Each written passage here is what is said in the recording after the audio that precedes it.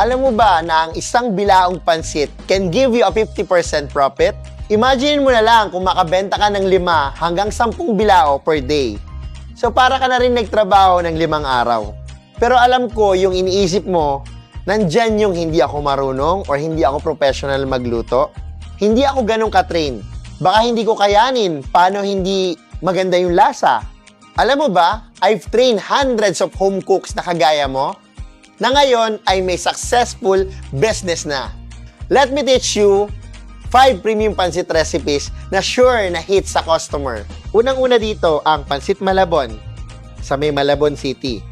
Ang difference ng pansit Malabon sa palabok ay nakahalo na yung sarsa. At ang palabok ay sarsa on top lang.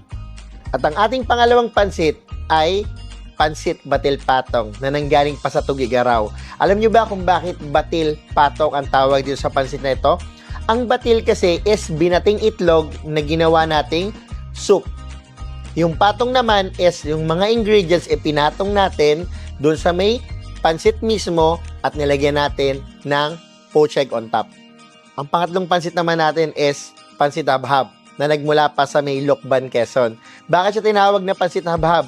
Kasi sineserve ito na nasa dahon ng saging at hinahabhab na walang gamit ng kutsara at tinidor. At ang pang-apat naman nating pansit, ang pansit bato. Nagmula sa town ng Bato sa may Camarines Sur, Bicol.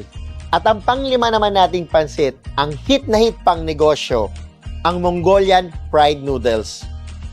Hindi lang recipe ang matututunan mo dito, kundi kung paano ito magiging negosyo. Alam nyo ba ang number 1 challenge sa pagbubukas ng negosyo or pansiteria na ito? Syempre, paghahanap ng inyong pwesto. Syempre, alam naman natin napakarami ng kompetisyon ng pansiteriyang ito. Pero alam nyo kung ano yung solusyon? Dapat standardize yung recipe nyo. So kaya nga, ginawa natin ang pansiteria class na ito para ma-standard ang inyong mga recipe.